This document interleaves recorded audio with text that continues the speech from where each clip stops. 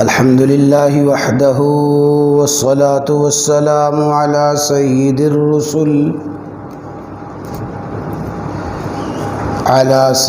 الرسل وخاتم الانبیاء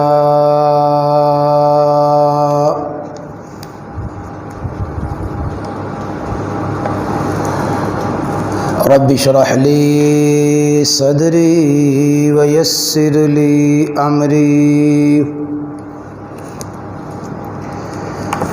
واحلل عقدۃ من لسانی یفقهوا قولی سبحانک لا علم لنا الا ما علمتنا انک انت العلیم الحکیم وعن انس رضی اللہ تعالی عنہ ان عمر بن الخطاب رضی اللہ تعالی عنہ کان اذا قحطوا استسقى بالعباس بن عبد المطلب رضی اللہ تعالی عنہ فقال اللهم إنا كنا نتوسل إليك بنبينا وإنا نتوسل إليك بعم نبينا فاسقنا قال فيسقون أو كما قال ان اللہ وملائکتہ یصلون علی النبی یا ایہا الذین آمنوا صلوا علیہ وسلموا تسلیما۔ تمام احباب درود شریف پڑھ لیں۔ اللہم صلی علی محمد وعلی آل محمد کما صلیت علی ابراہیم وعلى آل إبراهيم إنك حميد مجيد اللهم بارك على محمد وعلى آل محمد كما باركت على إبراهيم وعلى آل إبراهيم إنك حميد مجيد۔ خلیفہ دوم مراد رسول امام عدل و حریت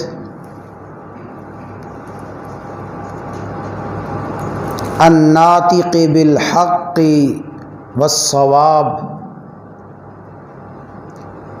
حضرت سیدنا عمر بن خطاب فاروق اعظم رضی اللہ تعالی عنہ کے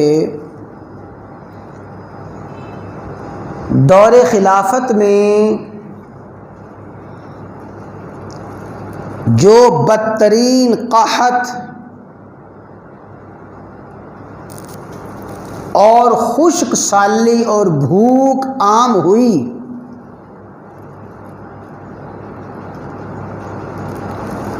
جس کو تاریخ میں عام الرمادہ کا نام دیا گیا،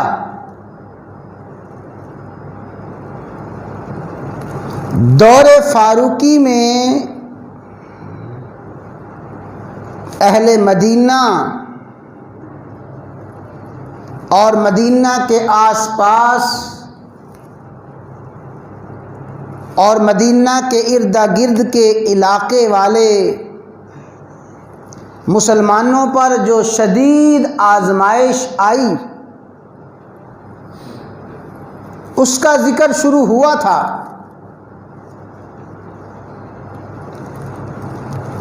اور بنیادی بات یہ عرض کی گئی تھی کہ اس قحط سالی میں اور اس بھوک اور شدید آزمائش کے دور میں سیدنا عمر بن خطاب فاروق اعظم رضی اللہ تعالی عنہ نے جو اقدامات اٹھائے اور جن انتظامی صلاحیتوں کا آپ نے مظاہرہ فرمایا اور بھوکی اور پیاسی انسانیت کی جس طرح آپ نے داد رسی کی، اور اس آزمائش کے دور میں صحابہ کرام نے، تابعین نے جو روشن اقدامات اٹھائے، قیامت تک آنے والی انسانیت کے لیے وہ بہترین مشعل راہ ہے کہ جب کبھی انسانیت پر ایسا آزمائش کا وقت آئے اور جب امت مسلمہ پر ایسی پریشانی اور مصیبت آئے، وقت کے حکمران کی کیا ذمہ داری ہے اور ریاست کی کیا ذمہ داری ہے، اور عوام کو آزمائش اور پریشانی اور مصیبت کے ان لمحات میں کیا کرنا چاہیے۔ حضرت عمر بن خطاب فاروق اعظم رضی اللہ تعالی عنہ نے اور اس وقت کے مسلمانوں نے قیامت تک آنے والی انسانیت کو سبق دے دیا کہ بڑی سے بڑی آزمائش، بڑی سے بڑی پریشانی، بڑی سے بڑی بھوک اور افلاس کا مقابلہ کرنے کے لیے ایسے اقدامات اٹھائے جاتے ہیں۔ حضرت عمر رضی اللہ تعالی عنہ نے بھوکی اور بلبلاتی انسانیت کی فلاح کے لیے جو سب سے پہلا قدم اٹھایا وہ یہ تھا کہ بیت المال اور سرکاری خزانے کے دروازے عوام کے لیے کھول دیے۔ جو کچھ بیت المال میں تھا عوام پہ خرچ کرنے کا حکم دیا، حتیٰ کہ بیت المال کے نگران اور ذمہ دار حضرت ابو موسیٰ اشعری رضی اللہ تعالیٰ عنہ سے فرمایا، ابو موسیٰ، جہاں بیت المال اور سرکاری خزانہ رکھا ہے اس بیت المال اور سرکاری خزانے میں جھاڑو دے دو، جب تک ایک درہم اور کھانے پینے کی معمولی چیز بھی ہو بیت المال عوام پہ بند نہ کرو، جو کچھ سرکاری خزانے میں بیت المال میں ہے سب کچھ خرچ کر دو۔ اور حضرت عمر رضی اللہ تعالی عنہ نے ہر قسم کی اجناس، اشیاء خرد و نوش تقسیم کرنا شروع کی، اور ساتھ ساتھ وہ لوگ جو مدینہ منورہ کے باشندے نہیں تھے، باہر سے آس پاس سے آئے تھے، ان کے لیے حضرت عمر رضی اللہ تعالیٰ عنہ نے دسترخوان لگانے کی ترتیب بنائی کہ ان لوگوں کو صبح و شام دسترخوان پہ بٹھا کے کھانا کھلایا جائے۔ ایک ایک وقت میں 7,000 لوگ دسترخوان پہ آ کے بیٹھتے، اور عام اعلان فرمایا کہ جو دسترخوان تک پہنچ سکتے ہیں وہ سرکاری دسترخوان پہ آ کے کھانا کھائیں، اور وہ خواتین اور وہ بچے اور وہ بوڑھے اور وہ مریض جو دسترخوان تک نہیں آ سکتے ان کے لیے ان کی رہائش گاہوں میں، ان کے گھروں میں کھانا پہنچایا جائے۔ حافظ ابن کثیر رحمہ اللہ تعالی لکھتے ہیں، ایک دن حضرت عمر رضی اللہ تعالیٰ عنہ نے شام کے وقت دسترخوان لگوایا، ہزارہا لوگ دسترخوان پہ کھانا کھا کے چلے گئے، اور پھر کھانا تقسیم ہونا شروع ہوا۔ آپ نے پوچھا کہ یہ بتاؤ کہ آج دسترخوان پہ کھانا کھانے والے لوگ کتنے تھے؟ بتایا گیا کہ ریاستی دسترخوان پر، حکومت کے دسترخوان پر آج 7,000 لوگ کھانا کھا کے گئے ہیں، اور فرمایا کہ جن لوگوں میں کھانا تقسیم کیا گیا ان کی تعداد کتنی ہے؟ بتایا گیا کہ جن لوگوں کو گھروں میں کھانا پہنچایا گیا ہے ان کی تعداد 40,000 ہے۔ پھر ایک دن حضرت عمر رضی اللہ تعالیٰ عنہ نے یہی سوال فرمایا کہ آج دسترخوان پہ لوگ کتنے کھانا کھا کے گئے ہیں؟ بتایا گیا کہ آج دسترخوان پہ کھانا کھانے والوں کی تعداد 10,000 تھی۔ 10,000 لوگ ریاستی دسترخوان پہ، حکومت کے دسترخوان پہ کھانا کھا کے گئے ہیں، اور فرمایا کہ پورے مدینہ میں جو کھانا تقسیم کیا گیا، جن لوگوں تک کھانا پہنچایا گیا ہے ان کی تعداد کتنی ہے؟ بتایا گیا کہ 50,000 لوگ وہ ہیں جن کو کھانا ان کے گھروں میں پہنچایا گیا ہے۔ اس طرح سب سے پہلا جو قدم اٹھایا کہ بیت المال اور سرکاری خزانہ لوگوں کے لیے کھول دیا۔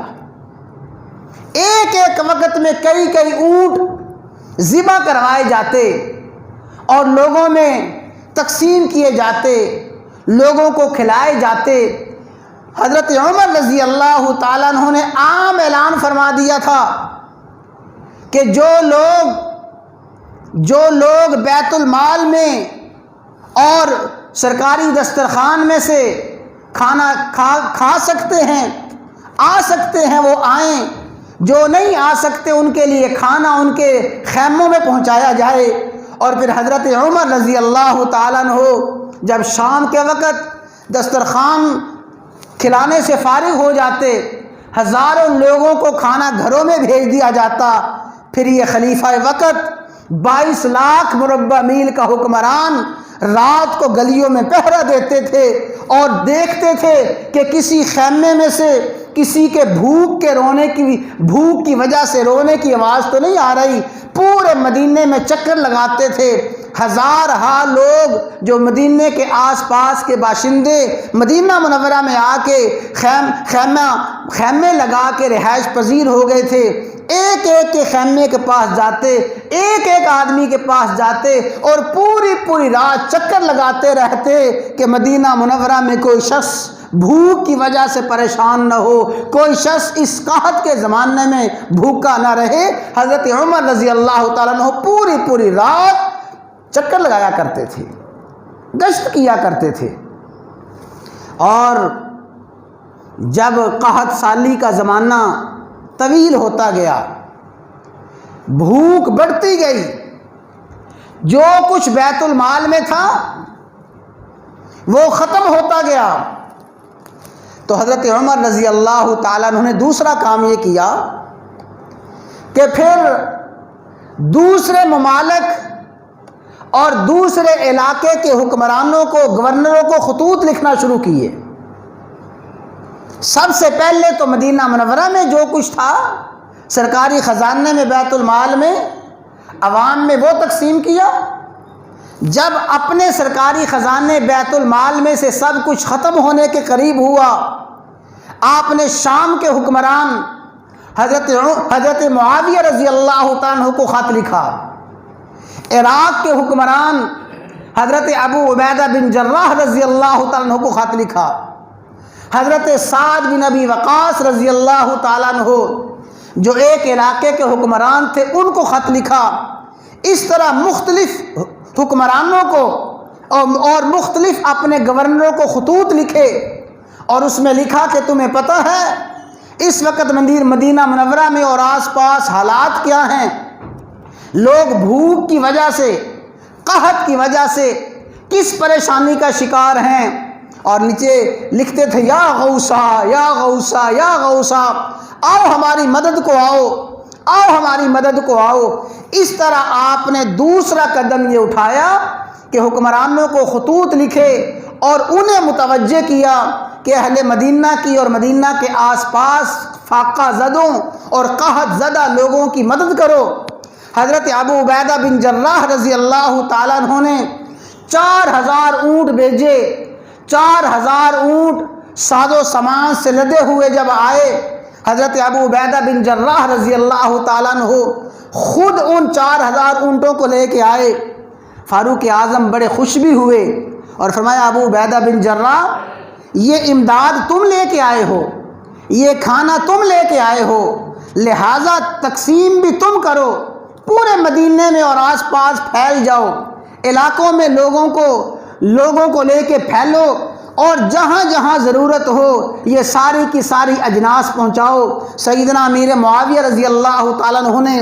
3000 اونٹ ساز و سامان سے لدے ہوئے بھیج دیے۔ حضرت سعد بن ابی وقاص رضی اللہ تعالیٰ عنہ نے 2000 اونٹ بھیج دیے۔ اس طرح جو گورنر تھے اور جو آس پاس علاقوں کے حکمران تھے، حضرت عمر رضی اللہ تعالیٰ عنہ نے ان کو متوجہ کیا تاکہ یہ قحط اور افلاس اور غربت کے زمانے میں لوگوں کا تعاون کیا جائے، اور قیامت تک آنے والی انسانیت کو بتا دیا، حکمرانوں کو بتا دیا، حکومتوں کو بتا دیا کہ جب عوام پہ ایسی پریشانی آئے، جب عوام پہ ایسی غربت، عوام پہ ایسی بھوک آئے، اس بھوک اور غربت کو ختم کرنے کی سب سے پہلی ذمہ داری حکمرانوں پہ عائد ہوتی ہے۔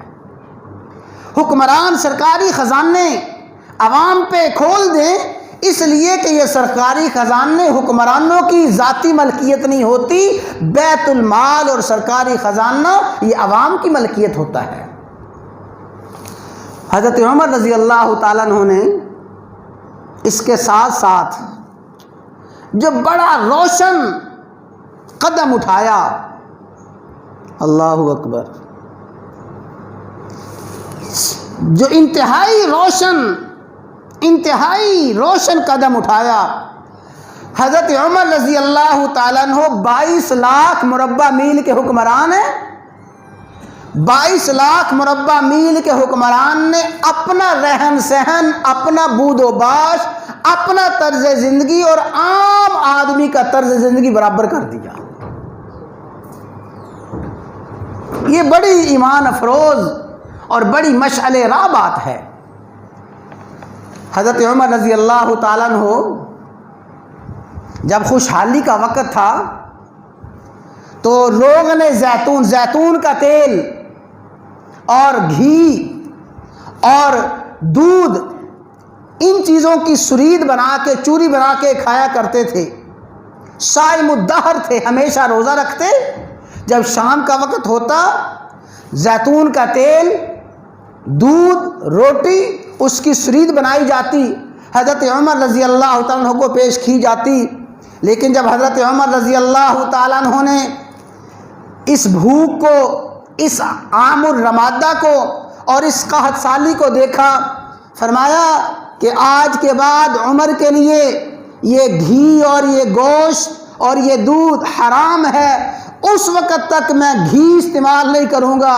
اس وقت تک گوشت استعمال نہیں کروں گا جب تک ہر آدمی تک گوشت نہ پہنچ جائے، ہر آدمی تک گھی نہ پہنچ جائے۔ حضرت عمر رضی اللہ تعالیٰ عنہ نے سب سے پہلے اپنا کھانا پینا عام لوگوں کی طرح کر دیا۔ دسترخوان لگتے تھے، رات کے وقت دسترخوان پہ جیسے عام لوگ بیٹھ کے کھانا کھاتے تھے، حضرت عمر رضی اللہ تعالیٰ عنہ بھی اسی دسترخوان پہ بیٹھ کے کھانا کھاتے، عوام کے ساتھ بیٹھ کے کھانا کھاتے۔ تاریخ میں لکھا ہے کہ ایک دن حضرت عمر رضی اللہ تعالیٰ عنہ کے سامنے برتن اور پیالہ لایا گیا۔ حضرت عمر نے دیکھا کہ اس پیالے میں سرید بنی ہوئی ہے، اونٹ کا گوشت، اور گوشت کے شوربے میں وہ سرید بنی ہوئی ہے، اور اس سرید کے اوپر بڑی بہترین بوٹیاں پڑی ہوئی ہیں، اچھا قسم کا گوشت، اچھی قسم کی بوٹیاں اس پیالے میں پڑی ہوئی ہیں۔ حضرت عمر سمجھ گئے، فوراً فرمایا کہ یہ گوشت کہاں سے آیا ہے؟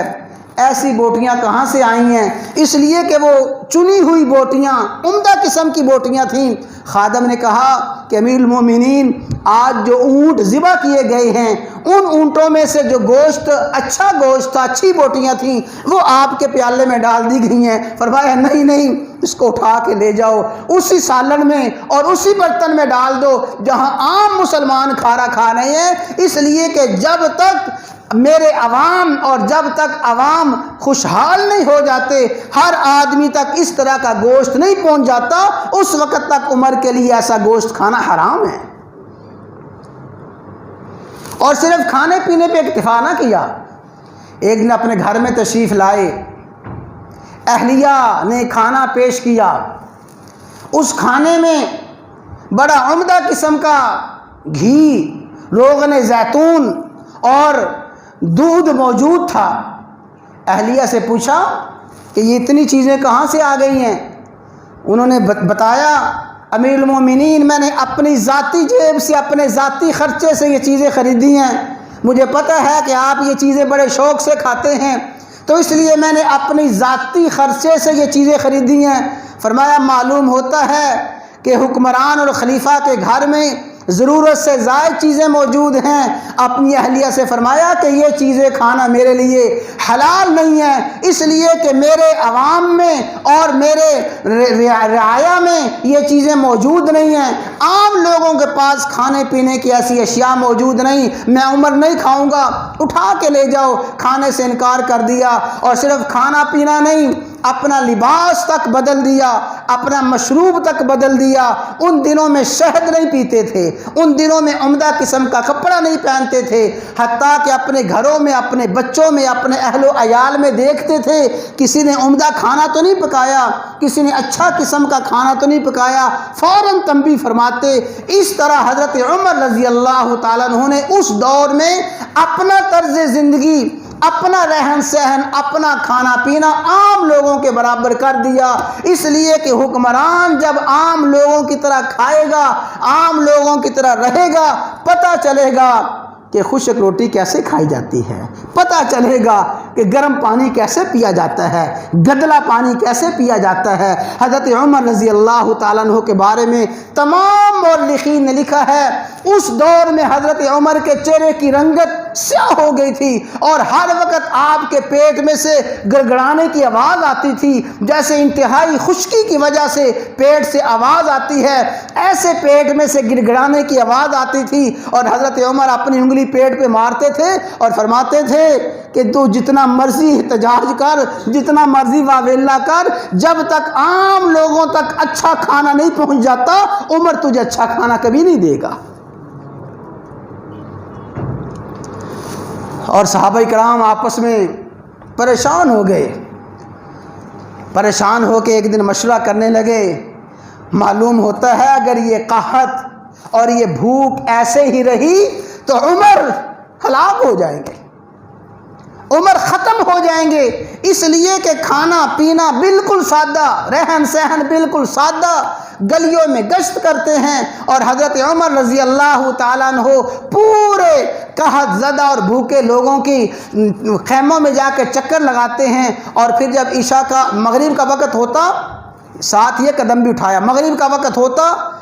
لوگوں کو متوجہ فرماتے، خطاب فرماتے، ایھا الناس استغفروا ربکم، لوگو اپنے رب سے استغفار کرو، گناہوں کی معافی مانگو، ثم توبوا الیہ، لوگو اللہ کی بارگاہ میں توبہ کرو، استغفار کرو۔ صحابہ کرام فرماتے ہیں جب تک قحط سالی کا زمانہ رہا، حضرت عمر رضی اللہ تعالیٰ عنہ روزانہ مغرب کے بعد لوگوں کو یہ خطاب فرماتے، حتیٰ کہ اللہ نے بارش نازل فرما دی۔ یہ خطاب فرماتے، عشاء کی نماز سے جب فارغ ہو جاتے، گھر میں جاتے، مصلی پہ جا کے کھڑے ہو جاتے، ساری رات نوافل پڑھتے رہتے اور دعا کرتے کہ یا اللہ میرے زمانے میں امت محمد کو ہلاک نہ کرنا۔ دعائیں بھی فرماتے، لوگوں کے لیے استغفار اور توبہ کی لوگوں کو متوجہ کرتے، اور اس طرح حضرت عمر رضی اللہ تعالیٰ عنہ نے پورے کا پورا سرکاری خزانہ لوگوں پہ کھول دیا، اور حضرت عمر رضی اللہ تعالیٰ عنہ نے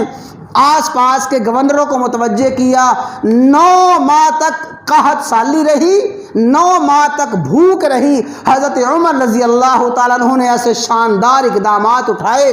اور روایات میں آتا ہے کہ حضرت عمر رضی اللہ تعالیٰ عنہ نے جب دیکھا کہ شام سے بڑی امداد آ گئی ہے، عراق سے بڑی امداد آئی ہے، اور فتتابع الناس، عام خوشحال لوگوں نے بڑا ساز و سامان بھیج دیا ہے، حتیٰ کہ اہل حجاز ان کے پاس اشیاء خورد و نوش بہت زیادہ آ گئی ہیں، آخری جو قدم اٹھایا اور بہترین جو قدم اٹھایا،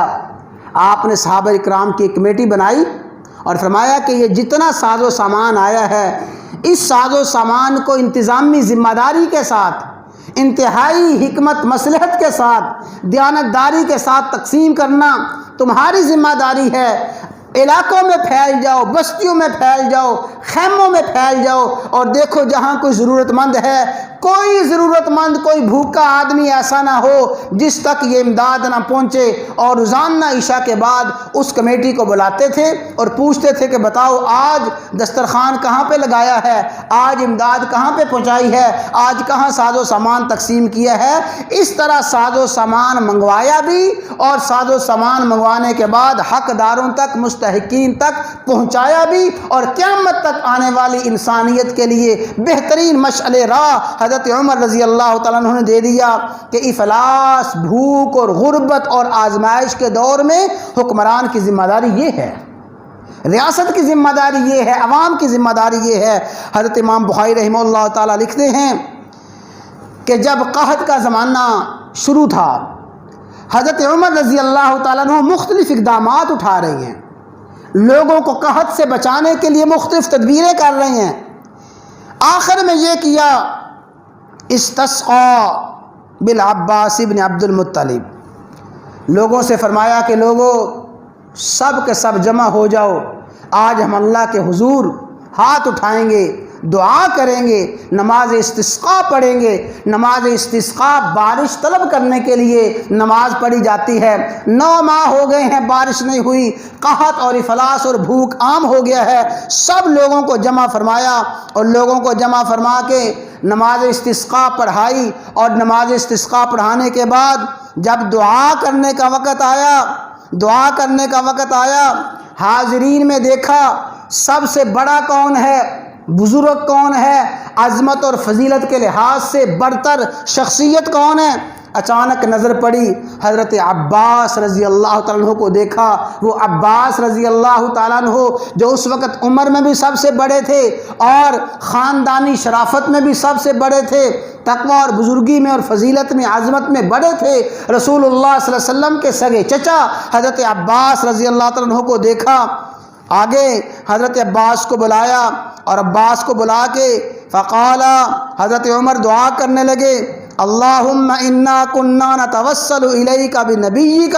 یا اللہ جب آپ کے نبی، آپ کے حبیب صلی اللہ علیہ وسلم ہمارے اندر موجود تھے، حیات تھے، تو نبی کریم صلی اللہ علیہ وسلم سے ہم درخواست کیا کرتے تھے، نبی کریم صلی اللہ علیہ وسلم دعا فرمایا کرتے تھے، آپ کی دعا کی برکت سے یا اللہ آپ ہم پہ بارش نازل فرما دیتے تھے۔ تو یا اللہ انا نتوسل الیک بعم نبینا، اب آپ کے نبی تو رخصت ہو گئے ہیں، دنیا سے پردہ فرما گئے ہیں، یا اللہ اب ہم آپ کے نبی اور اپنے نبی کے چچا کو پیش کرتے ہیں۔ اور حضرت عباس سے فرمایا کہ عباس آپ دعا فرمائیں۔ حضرت عباس کو دعا کے لیے فرمایا، حضرت عباس نے دعا فرمائی، دعا فرماتے جا رہے ہیں، اور حضرت انس فرماتے ہیں فیسقون، ادھر صلاۃ استسقاء پڑھی گئی، نماز پڑھی گئی، دعا مانگی گئی، ابھی دعا سے فارغ ہوئے تھے، اللہ تعالیٰ نے بارش نازل فرما دی۔